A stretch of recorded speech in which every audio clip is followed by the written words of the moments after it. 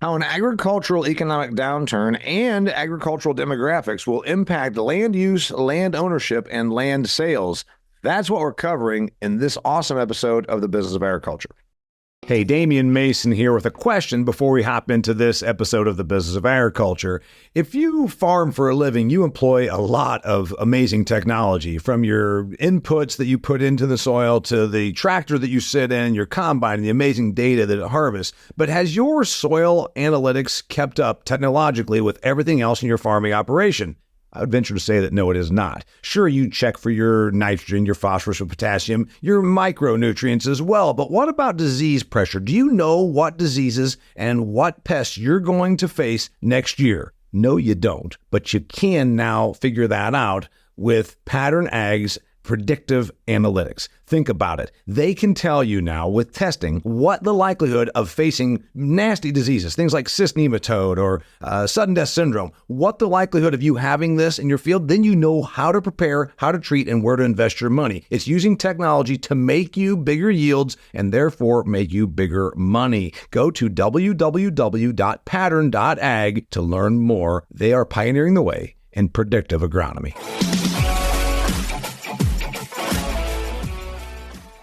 Hey there, welcome to another fantastic episode of the Business of Agriculture. Got a good one for you today, and I've got a great guest. His name is Mike Downey. He is with a company called Uncommon Farms. He also writes a blog that you can find on farmprogress.com called More Than Dirt. He crossed my path, I don't know, sometime in the last year or so, and I've been looking at some of his stuff, some of his commentary on LinkedIn. I said, you know what, Mike, I think you should come on here. He's an ag guy. He's an Illinois native.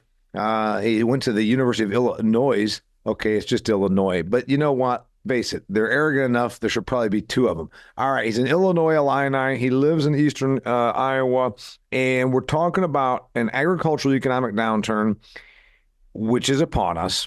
And it's not run for the hills. It's not 1980s. We're going to get into that. Also, demographics. We know that there's some changes going on, and how both an agricultural economic downturn and demographics and some of the things that are happening at the farm level will impact land use, land sales, and land ownership. Thanks for being here, Mike. Thanks for having me, Damon. Looking forward to it.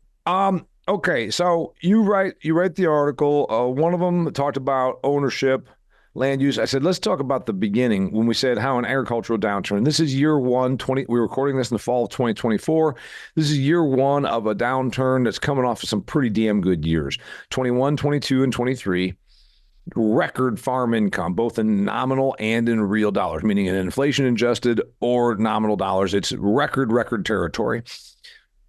Coming off of 20 wasn't really even bad because 2018, 19, and 20, the commodity prices weren't that great, but there's a lot of federal money tossed at the sector because of tariff relief, et cetera, et cetera. We made up government programs. So you can really say we've got about 6 years of really, really good, and now we got this.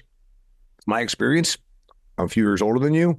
Most agricultural downturns don't only last for one summer or one fall. They last for multiple years. If that's the case, and it's predicted that it will be, we're going to be maybe not bad, but we're certainly going to be not like flying high like we did. There's going to be some changes. Usually those changes are reflected in acquisitions. John Deere's laying off people because they're not going to sell as many combines and new tractors. And then also land. So start with what you see when you talk about the agricultural downturn, then we'll move into your favorite category, which is the estates, the families, the businesses, and the land.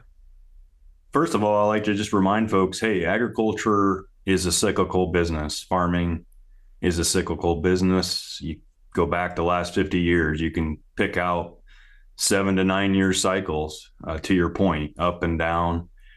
The concern about this particular one, it's a little different. And I think even there's been some information out of U of I, Farm Doc, and the different universities that this downturn is maybe the most significant one we've seen ever. And you mix that in with some other ingredients like demographics you mentioned, land values in general are staying relatively strong, but we have higher interest rates.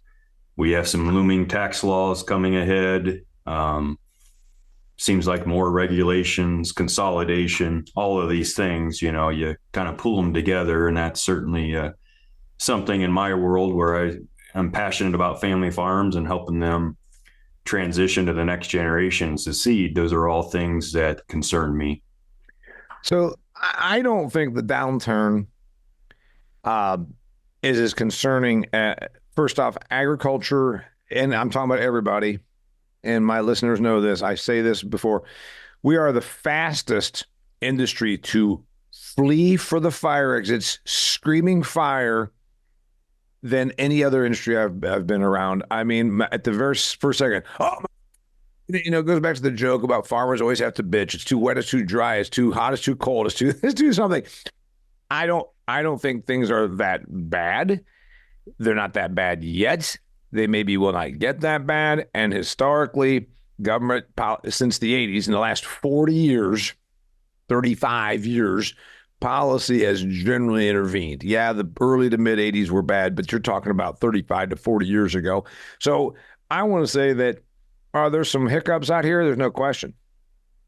But I think the economic downturn's impact on how things are going to play out is already being overreacted to. Your thoughts?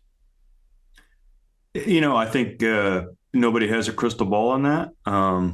And sometimes maybe I see the worst of it when folks reach out and, just kind of some of the consolidation that's occurring. And we've seen that even with the latest census data, whatever you feel about the accuracy of that. But there's only one segment of farmers that are growing in number, and that is the very large operations. And we've already seen that in other industries in agriculture, from livestock and even with the swine industry is kind of transitioned more to a production sort of model where the farmers don't even own the pigs, and when we talk about future land use and things and trends like that, that's something, as I look at production agriculture, do we see more of that as we continue to trend in the future and consolidate?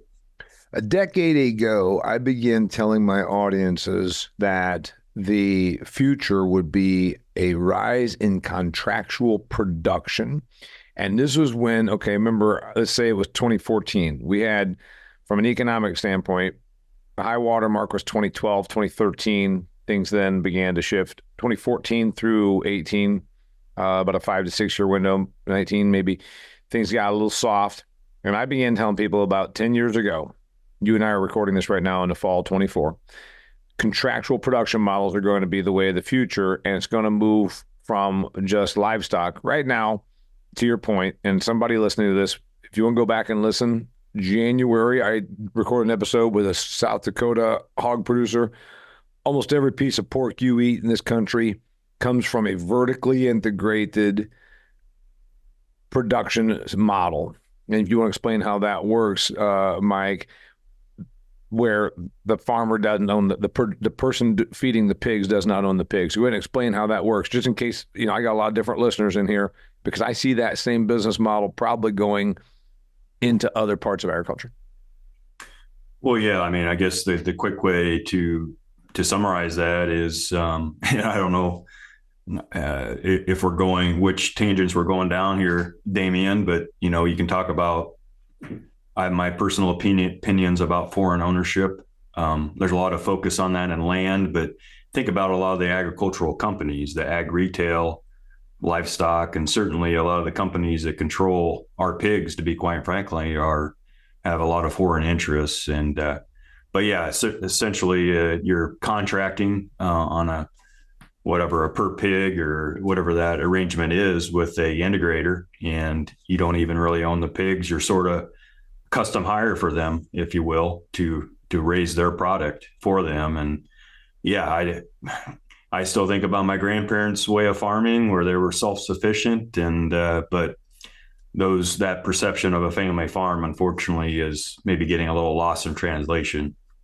Yeah, so vertically integrated, it's that way with poultry. All very few. I mean, unless you're in a niche, you are paid per chicken or duck per day to produce, or per space to produce them for an integrator. Then the ducks, the chickens, the pigs show up. You feed them, you care for them. You get a bonus based on how many you don't let die, and then you also get the manure. You're on the hook for the barn, and you build out your manure handling facility, and then you get the manure for your fields. So the reason the model works is because it eliminated risk for the kid, or it's a very common method then for a younger person to get into agriculture. Mom and dad give them 10 acres in a corner of a field, and they build a couple of barns, and then they get the contract. But also you could say, well, you're not really your own business person anymore. Now you're a hired hand.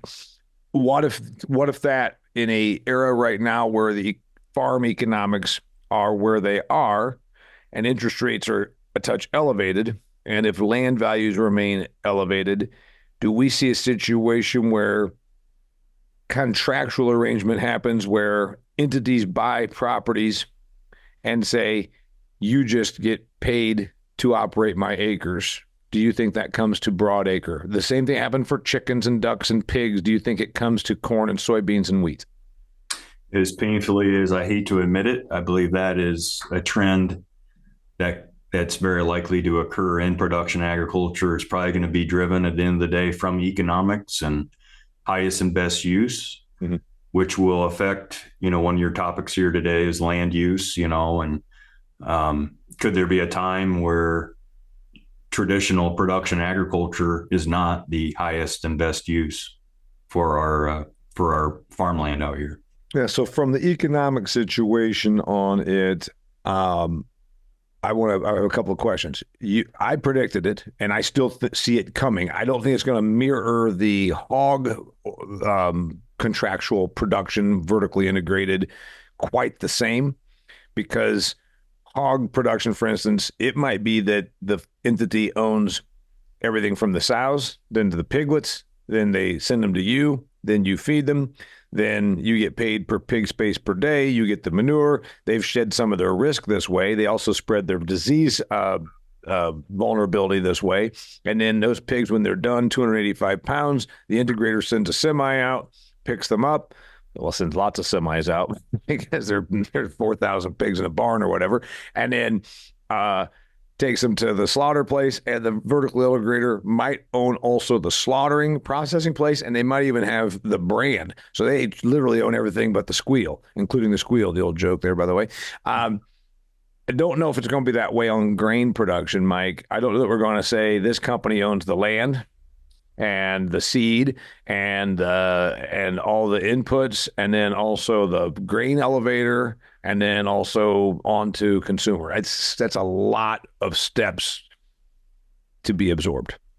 I agree. And you hit on key point there is who will own the land underneath it. I think when you reached out to me, you noticed one of the articles I wrote was he who controls the land controls our food.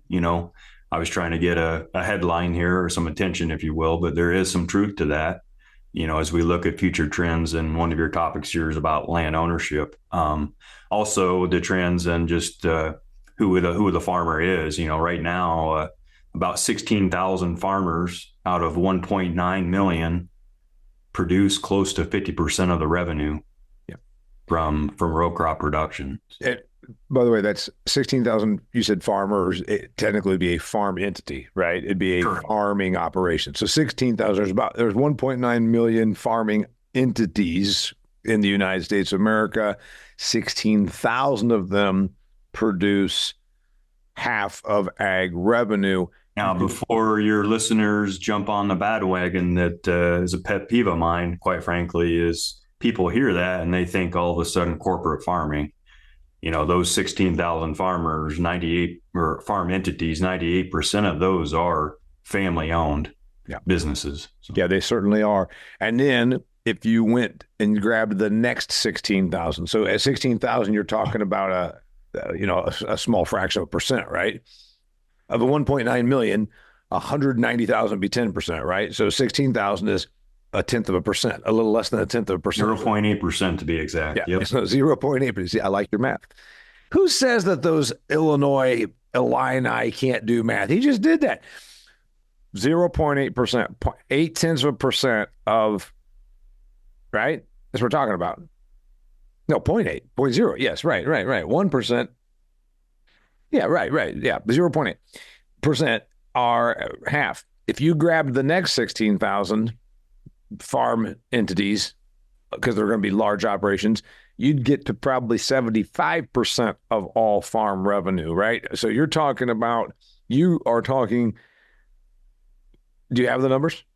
Yeah, I mean, and I'll go to the other end of the spectrum. It's the smaller family farms that I resonate with, that I'm trying to help continue their legacy, if you will. And I have this written down, but of those, what I call smaller, mid-size farms, let me find where I wrote that down, represent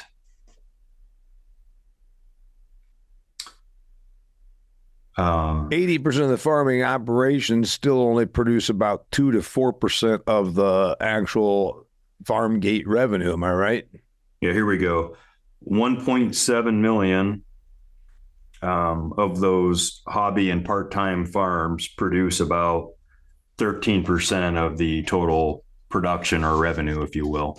Okay, so 1.7 of 1.9, and they are, what'd you say, 13%? Correct. Yeah. Okay. So the point is, consolidation continues and they get bigger and they sell more. And anyway, I want to get into then about the demographics, and that's kind of where this goes. Then we're going to talk about land use, land sales, land ownership. Before I do that, Redox, they've been a business partner of mine here so this whole year. If you are listening to this show, it's partially paid for by my good friends at Redox. Redox is a company you should look into if you are a Midwesterner, especially. They really want to make inroads here in the Midwest, like where Mike is and where I am in the I-States. If you are in an I-State, I want you to check out the Evolution Agronomic Strategy from Redox Bio-Nutrients. It's a new way of thinking of getting more with less. You can use ultra-efficient plant nutrition and superior biostimulants. That's what Redox offers. Redox is a family-owned and operated business out of Burley, Idaho. I went to their headquarters. It's awesome. They've got some really good technology going on there. They were in specialty crop. Then they moved into turf, and now they're moving increasingly into broad acre. It's 30 years of experience and success throughout the United States and abroad. Their Pathway program combines flagship products Mainstay SI and Banks with breakthrough nitrogen optimization through their new RDXN technology. I've got a Redox hat on right now, as a matter of fact. Check it out. Go to redoxgrows.com/Midwest. You can find out information and get agronomic contacts at redoxgrows.com/Midwest. All right, so on the demographic standpoint, and I just released an episode with a guy that's all about the small farms. I'm fine. I'm a small farm. I'm for that, but I also understand the economics. You're talking about a huge capital, low margin business. Then you talk about the demographics. You grab 16,000 out of 1.9 million, which, as you say, is 0.08% that produce half of all the ag revenue. You're talking about big farms do most of the heavy lifting, and there's a whole bunch, 1.6 million, or you said 1.6, 1.7. The bulk of the 1.9 million farming operations still are only 13% of all ag revenue in the United States of America. That demographic situation doesn't change, I don't think. If you still are, if you're 75 years old and you're still farming a few hundred acres, eventually you just can't climb up in the tractor anymore. You're doing it almost as a lifestyle hobby, right? Those acres get absorbed usually by a larger scale entity, whether they're bought or rented. There's some real demographic things here. There are some young people that want to be in this business because it's cool, it's neat, Luke Bryan concerts and all this kind of thing, and they want to be here, Mike. I don't know if it's enough to move the needle. Maybe the guys like, you're younger than you, have a good job, can still farm some on the side, want their children to have the lifestyle. There's some of that. Does it matter? Yeah, another clear trend out there is more and more operations that rely on off-farm income, to be honest, to support the family farm, the operation, or have other enterprises they're incorporating within the farm to help supplement that. Land access is a huge challenge for young and beginning farmers. That's one of the reasons. I'm not sure if you mentioned this earlier, but I'm a part owner in Next Gen Ag Advocates, which is specifically founded on helping match young and beginning farmers with retiring farmers that don't have a successor. So a lot of non-family transition occurring out there in the industry too. But you hit it on the head. The capital requirements is the number one challenge, not only for beginning and young, but I would say even existing, well-seasoned operations. But and I've talked about this on my show before. I'm not being mean. I'm being honest. Well, if you're 21 years old, if you're 19 years old, you're out of high school and you've got $4,000 in your bank account, and everybody says poor young people can't get into farming. Well, you know what? They also can't get into asphalt. They can't go and buy a fleet of trucks and start a trucking business either. So let's be honest.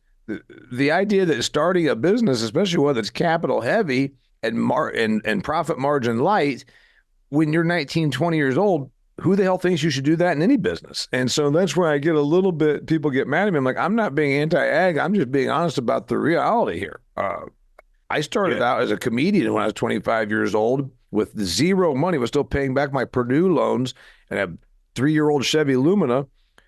USDA didn't give me a beginning comedian loan. So they do that for agriculture. Sure. Yeah. Oftentimes when I speak to a group, I ask how many first generation farmers are in the room, and you only usually see 2 or 3 hands. It's a lot different than when my grandpa came back from World War II. He started the farm from nothing, but capital requirements and things like that were a whole lot different than. Sure. But it's always, by the way, we get nostalgia. I always point this out. We get a little rose-colored lenses here, Mike, that somehow it's so much harder than it's always been. Well, I can list a million reasons why there were 6.5 or 6.8 million farms in the 1930s, and today there's 1.9 million. And it's not because the big bad bully, big time farmer down the road came and beat you up and took your land. It's because a lot of people said, screw this, I'm going to town.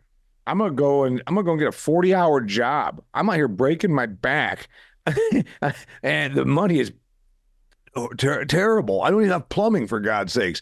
There's a reason why we've consolidated, and it's not all evil. I mean, it's kind of the nature of some people just said these numbers don't work. It's a hard lifestyle.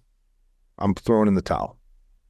Sure. Yeah. Some of that is just part of a fair and equilibrium economy, if you will. There's going to be transition and some consolidation. That's probably in any industry.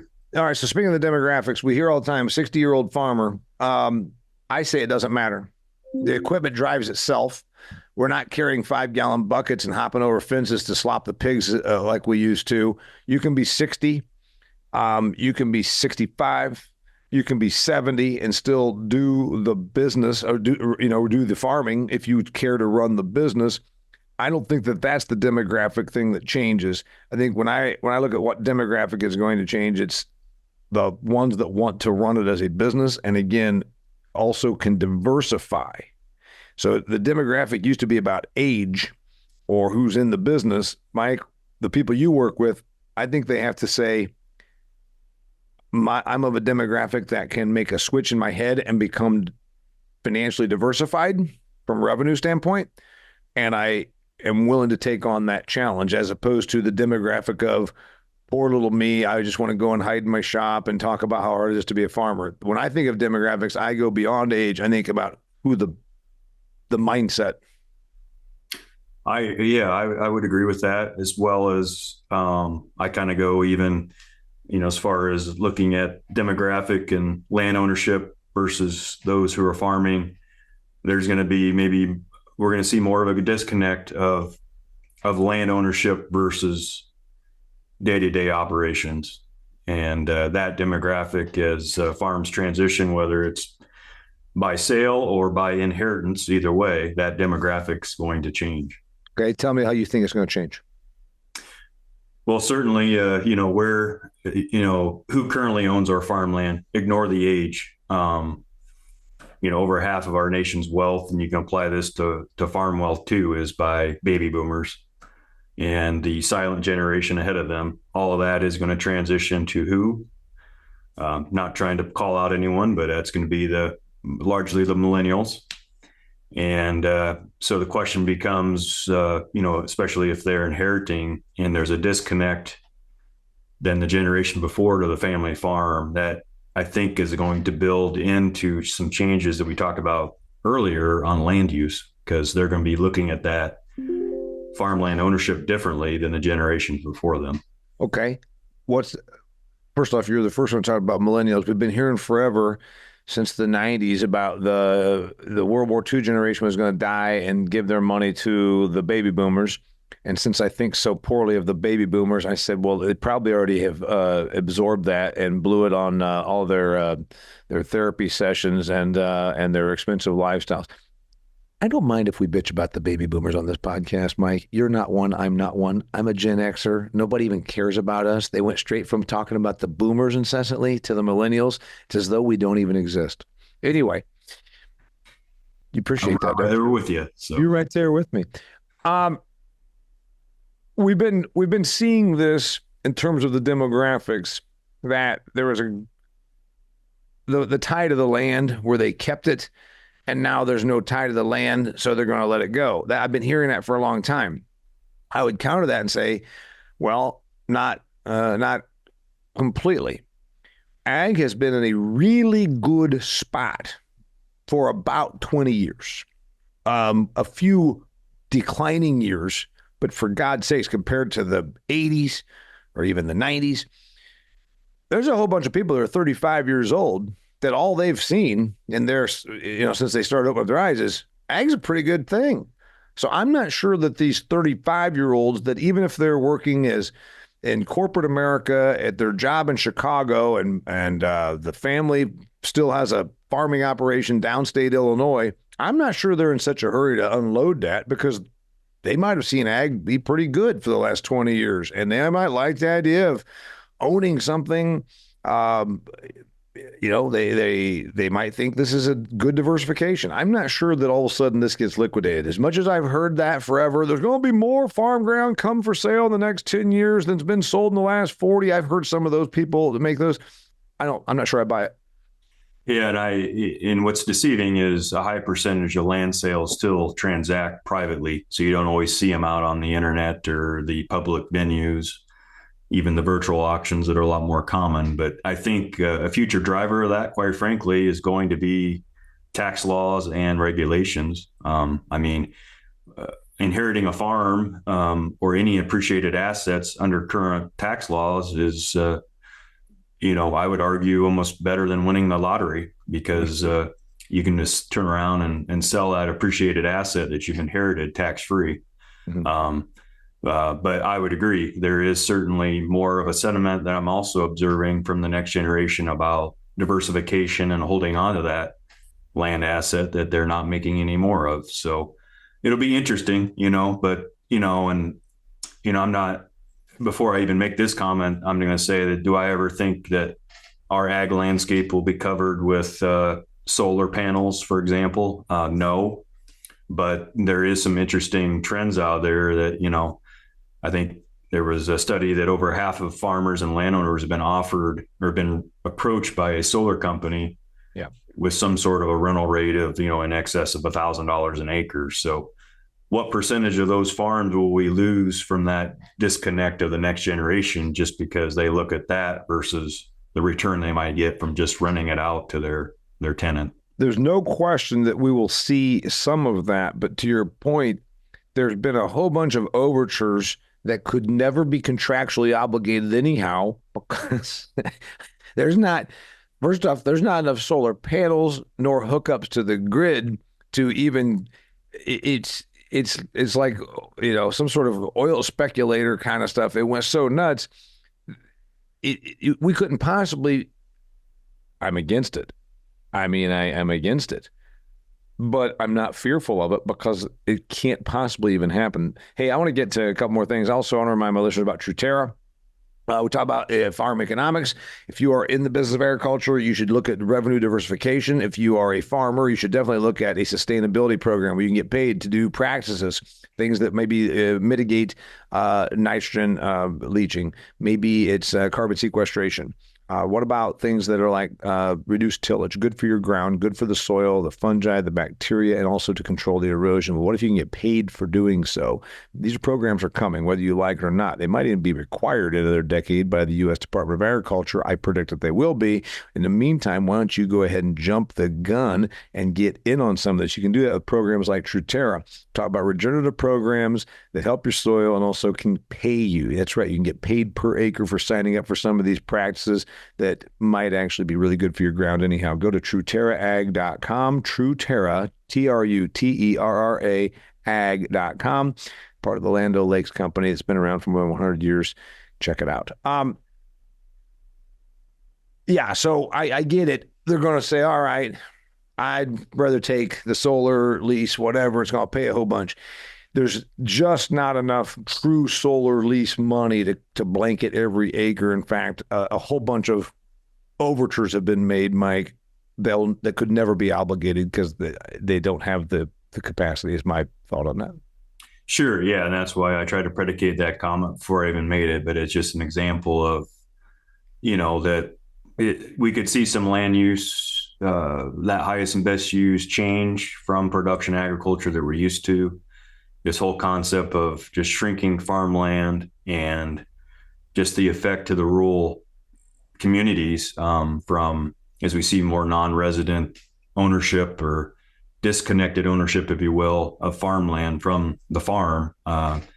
That certainly concerns me longer term. Well, let me talk about your concerns. You're a good bit more sentimental about this than me. And I've got big red barns out here, and I saved and salvaged a farm that most of these buildings were tear downs. I live in a 150-year-old house, so don't get me wrong. I'm the farm guy, and no, I didn't inherit any of this. I bought this and paid for it, one speech at a time. Why I say you're more sentimental is you keep going down the road of that this is bad. I've pointed out that it might be bad, but it's also some ways just the evolution. There's small towns that maybe have a tavern, they might have a post office, they might have an elevator, and they used to have a general store, or they used to have a ladies' shop and all that.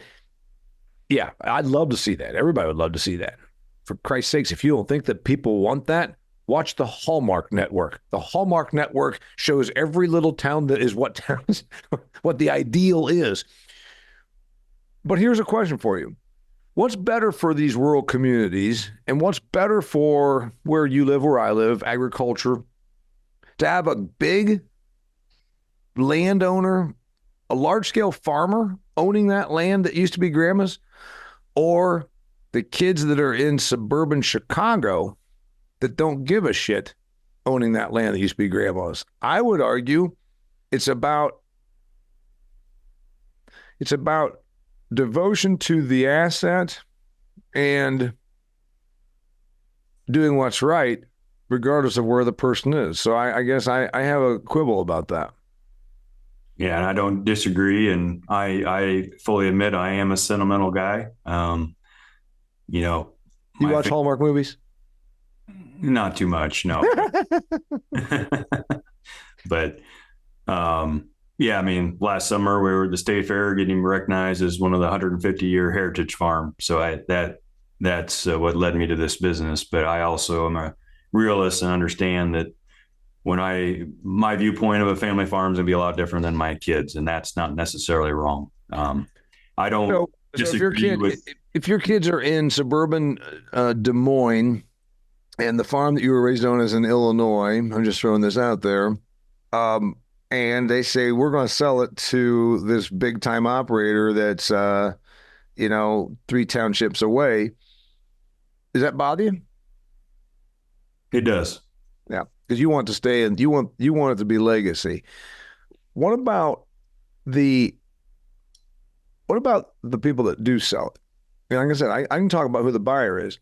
I'd rather have the big time operator that lives in the next county over buy that than BlackRock, than this huge equity fund that is buying up residential real estate in Phoenix, which then creates almost like a European socialist model where everyone becomes a renter. I'd still rather have a big time operator owning and operating the land than BlackRock. You? Yeah, I would agree, and that's an interesting analogy because I've thought about that before, as if our housing market, just our society is becoming more of a renting nation, apply that to agriculture too, and farmland ownership and leasing. But I don't necessarily disagree with your analogy of those folks in Chicago suburbs because I know sometimes the Mormon Church has gotten some press recently by a big land purchase, but from what I gather, they do it right. They are trying to work with the local farmers and not necessarily putting it out on an auction block and gets rented from somebody 3 or 4 counties away. When we talked about the contractual arrangement, when I predicted that it will increase in its relevance and acreage out here, what if it becomes large scale farming operations because they can have access to capital? Say, hey, 2 states away, there's a business entity I deal with, and they want me to buy 2,000 acres there, but I can't really go there and do it. What if that becomes the owner of some of these acres and it becomes a farming entity, not a BlackRock, not a pure equity entity, but a farming entity that just as well capitalized? Do you see that happening? Absolutely. It's already happening. It's here, fractional ownership, more and more of those operations, quite frankly, probably a large percentage of those are in that 16,000 that are more progressive, that are, have a capital plan, access to capital, a capital partner, willing to think outside the box. And there's even companies out there in the industry that have different types of programs, each with their own little niche, to basically figure that whole problem out with capital, whether it's with land or even farm equipment. We talk about who's buying it. You said pre-recording the numbers on who, at least in the year 23, I think last year is the last numbers you have data for, still 2/3 of farmland sales were to farmers, yes? Correct. That has changed a bit. Iowa State University every 5 years has a land ownership and tenure survey, and their latest one found that the non-farmer segment of that has increased from 20% upwards to 30 just in the last 5 years. So, 30, when you just think about 2/3, 1/3, okay, that's not a big deal. But when you think about if that continues to trend higher, 5 to 10% every 5 years, well, then that's a different story. What's that going to look like in the future? Mm-hmm. Well, now that's the other one. But the huge capital, the one that would frighten me more would be, again, the BlackRocks and the Vanguards and all that. Other than the Bill Gates, can even say the Mormon Church, larger entities, we still aren't into the Wall Street type money that's buying the farm ground. Am I right? Yeah, I agree. They're certainly out there. The institutional or Wall Street or foreign buyers, none of that concerns me as much. It's concerning, but it doesn't. At the end of the day, it comes down to who holds the money, the big money versus the little money. And quite frankly, some of those holding the big money are some farmers out there that are still well capitalized, which is why you still see 2/3 of them buying our farmland. Mike, when you wrote the article about the golden rule, he who controls the land controls the food, explain that to the viewer and listener. Is it that you're concerned that we all end up, is it a fiefdom, a king and peasant relationship that concerns you, or is it a control of the production? What's the concern or concerns? The point I was making in that article, the concern I have just in succession planning I do, is the educational gap, the disconnect, the high amount of farm wealth out there held by the baby boomers and the silent generation ahead of them, who are very well known to be very silent. They don't like to talk or communicate. But we are failing, in my opinion, to train, educate our next generation on what it means to carry on this family farm ownership and manage it. And if we're not careful, all of a sudden we're going to wake up one day and, over half of our land is controlled by a segment of owners that don't have that education component or that connection to the family farm. And there's a societal thing, and even though I've played a little bit of devil's advocate to some of your points, but also you and I are in somewhat agreement. I came back and bought acres because A, I'm a farm guy. B, I view it as an asset class. And when you get to where much of the land isn't owned by smaller scale or mid scale or whatever, then it gets to where you don't participate in the appreciation of the asset, which is the same thing like with home ownership. When all of a sudden, when you read that these large capital groups are buying homes and turning them into rentals, now you're taking a bunch of middle class people that can't have a store of wealth in the home or in the 80 acres, and that's a little bit of a concern. Sure, yeah, I know. I mean, it's interesting. I mean, it's a little topic that it rings true for folks out here in the farm country too, just about the whole, should non-residents owners of farmland, whoever they are, whether they're institutional or investors, or don't you have to put a class on it other than they're a non-resident, they're not a owner operator. Should they be treated differently from a tax perspective for how they are taxed on that, which would be a sensitive topic, controversial topic, but to a large extent, a lot of them are taking advantage of the same ag exemptions and benefits of the USDA programs and so forth that the owner operators are.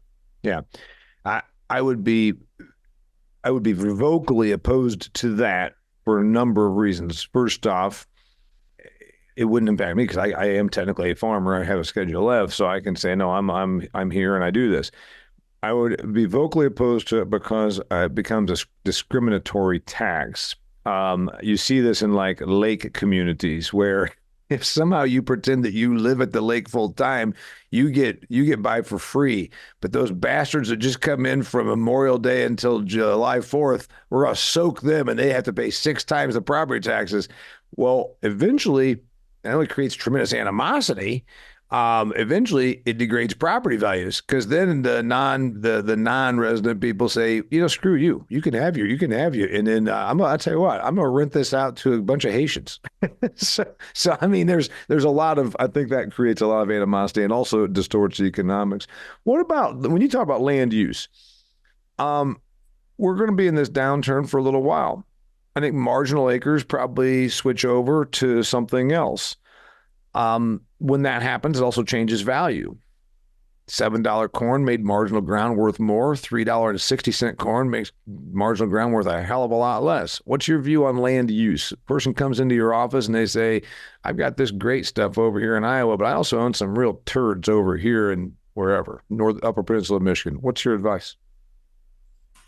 Well, I mean, sometimes it's going to be forced decisions. Something has to give here with negative margins right now, whether it's the prices or the cost structure of inputs and so forth. But unfortunately for some, it's going to come to a breaking point of that $1,000 an acre income from a solar farm might help save the family farm, and now that's an extreme example. But I think at some point there's going to be some moves that have to be made, to free up some equity, some liquidity and cash flow. And it's just going to further support a little consolidation. But I don't know if that's a direct answer to your question on land use, but you brought up solar a number of times. I recorded an episode about this. And again, I'm personally against solar, but I also am not going to tell my buddy in the other part of the county who has a chance to make money on solar, who's also a farmer. I don't know that it's my place to prevent him from making money. And that's where it becomes like, me opposing somebody putting in a hog barn. It becomes those property rights versus neighbor rights, all that. So I won't get into that. You've brought up solar a number of times. I've pointed out that I think that solar acre potential is actually quite small. You seem to think it's a bigger risk than that. Is that why you brought it up a couple of times? No, I'm only bringing it up as an example of, what is going to be the highest and best use. Probably more of a realistic example is like we talked about before, that I think there'll be more specialty initiatives, contracts, the whole sustainability initiative out there for carbon credits and things like that, which are going to lead to contracting more directly with companies for their. Like we talked about demographics. I still have a little glimmer of hope based on what I see that there's not only the young kids that are in ag, but there's some younger people that are loosely affiliated with ag that have a fascination with it. Do I see them operating 10,000 acre farms? No, because they have no concept. I mean, it's just too much to take on, right? But I see a place for an 80 acre farm that they made their money in another business. They're not going to be growing corn and soybeans. They shouldn't. But there seems to be a possibility for this return to something that looks regenerative, niche, small, greenhouse, pasture-raised pork, whatever. Is it ever going to grow from what it is right now? Or because I think that it can with the younger folks, but I'm not sure. Maybe they're enamored by it on their phones and on Instagram, but when the rubber meets the road, maybe it doesn't happen. Well, the first comment, the question I get a lot from the elder generation is really young people out there that want to do this and take this over and really have the passion. And my answer is yes. I talk to one of those every day. They're just trying to figure out how to do it, like we talked about earlier with how to get into it. Sometimes the entrance strategy is some of those smaller enterprises, like you mentioned, the whole farm to table movement. Those sometimes are the better entrance strategies and might still require some supplemental income and slowly working into an operation. But that, to me, is the most solid entrance strategy right now, is finding that retiring farmer that doesn't have a successor and figure out a win-win transition for both sides. This is something, because this is a real passion for you, but also this is one of the things that your company does. So, and I try to point out, again, the person with zero capital that wants to then be a corn and soybean producer with, 67 tillable acres, it's not fathomable. It's like saying I want to manufacture asphalt shingles in my garage and compete with Owens Corning. I'm like, what the no. But there is the opportunity, and one of them involves the transition. You're helping with that. Sure, yeah. The Next Gen entity was founded based on helping the retiring farmer, and making that connection, find an exit strategy. Uncommon Farms that I'm with, we do more holistic consulting with farm operations from all phases. Ironically, one of the growth strategies for a lot of those operations is finding a retiring farmer to work with and connect with. So I think that's, you can talk about a number of different strategies, but here in Iowa, it's estimated over 2/3 of retiring farmers that have children. They don't have children who farm, so they don't have a successor. So that, I think we're going to see more non-family transition and connections in the future than the traditional, multi-generational family farming. Kids. Yeah. Nothing. What else do you see? What else do you see? The topic, how agricultural economic downturn and demographics will impact land use. We just talked about it. You said there's going to be a search for new uses for land, and some of it's going to revert, and there's all that. Land ownership. You and I both are concerned about huge capital coming into it. Here's why I'm not convinced that that's going to be. I don't like Bill Gates, and I don't like these entities buying up the ground, and if it looks like this to control, but the returns are not big enough to attract billionaire type money generally, with the exception of Bill Gates, who is evil and anti-American. Sure, the commentary. Yeah. I think you can say if you hate Bill Gates. Go ahead and say it, Mike. Do you have an opinion on Bill Gates? Well, no, I'm going to stay away from that one. But when I think about land use, I just think what's going to drive the highest and best use. I think we're going to continue to see shrinking farmland. Can we afford to do that? I just hope someday we don't look back and think, why the heck do we allow that to happen? Whether it's from whatever from urban sprawl development to transition to more specialty contracts, whatever it is. Land ownership, I just think about that disconnect we're going to continue to see, which isn't bad. Just do we need to be aware of it? And that future owner of the farmland is certainly to a certain extent controlling our food supply in the future. And land sales, quite frankly, I think are going to be influenced heavily, like they always have been, by tax law, legislation, and potentially more regulations just from the government in the future. Of course, interest rates and ag revenue influence those two that as well. Yeah, I think that's probably right. You don't have as much optimism about the future as I do. I think everything's going to be fine. Oh, yeah, I'm absolutely optimistic. I just think we're at a little bit of a critical point where we have to be aware of what's going on and be on top of it. And so certainly consolidation will continue to occur. It's not necessarily a bad thing. But hopefully folks don't just get on the wrong side of the curve, if you will, that we're seeing right now. Yeah. Well, there's going to be a decline in revenue, and not just from commodity sales, but also if these land values decline, which they will, because that's what happens. It's usually about a year lag following the economy. The ag economy goes down. It takes a year or so. I have a feeling that if you and I have a discussion in 3 years, which we will, it's the old thing about crystal ball. We're going to say, man, remember we thought this? Well, you take 15 to 20% of value off of some of these high price farm prices, 10% even. And you also are in your second year of an ag lull. A lot of things look different, right? And so that's where, the one thing I don't see changing is the demographics. I still see, like you said, I still see the consolidation of the larger scale farms, and I still see a bunch of non-ag people that are probably willing to part company with grandma's acreage. But there's going to be a handful of them that get tired of Chicago or suburban Indianapolis, and then decide they want to go and do that. But that's it. What else we need to know on the way out the door here? That it? Well, to all of that, let's hope that farmers continue to be able to purchase and control 2/3. I am sentimental. I am old school. And when I think of the family farm, I think of owner operator and self-sufficient. But I'm also a realist and know that perception is going to look different in the future.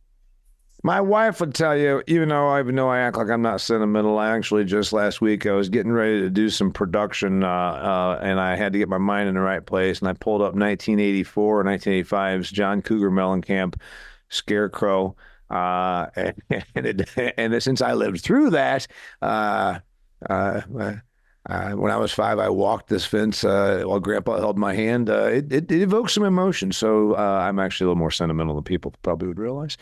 His name is Mike Downey. If you want to learn more about him, he writes a column called More Than Dirt. It's at farmprogress.com. If they want to find you, they can just find you through there, right? Yeah, they can find me there, or I can plug a couple websites if that's appropriate. Sure. Yeah, uncommonfarms.com, and then the next gen entity that I mentioned before, actually founded by 2 farmers here in Iowa. That's nextgenag.us. Don't forget my sponsors, Truterra and Redox, also Pattern Ag. They bring this show to you every week. It releases every Monday. If you would, please share this with somebody that can benefit from it. I'm trying to grow my YouTube channel. I never really focused on it until here in the last few months, and I want to get more YouTube. So it's on YouTube. It's on Acres TV. It's also wherever you get your audio versions of the podcast. His name is Mike Downey. You can check him out. Also, you can follow him on LinkedIn. I do. Follow me there and everywhere else that I am on Twitter and on Facebook. And again, subscribe to my YouTube channel, please. It's just type in Damian Mason and it'll come up on the YouTube. Thanks so much for being here, Mike Downey. Thank you very much.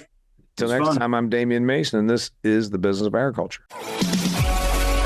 Hey, thanks for being here. This episode of The Business of Agriculture was brought to you by Pattern Ag. You've heard me talk about Pattern Ag because I think it's a pretty cool concept. New technology that allows you to predict the problems you're going to have and therefore treat them before those problems cost you money. What kind of problems am I talking about? Pests, and disease. Things like cordon rootworm, sudden death syndrome, cyst nematode, and a whole bunch of other bad things that happen out there in the field that can cost you money. Guess what? Pattern Ag will let you find out ahead of time if the disease or the pest pressure is there, and therefore you're treating it before it costs you any money. What a great concept. Go to pattern.ag, that's www.pattern.ag, to learn more about their product, their technology, how it can make you money, save you yield, and also where you can find a rep that can come out there and do the work for you. Pattern.ag.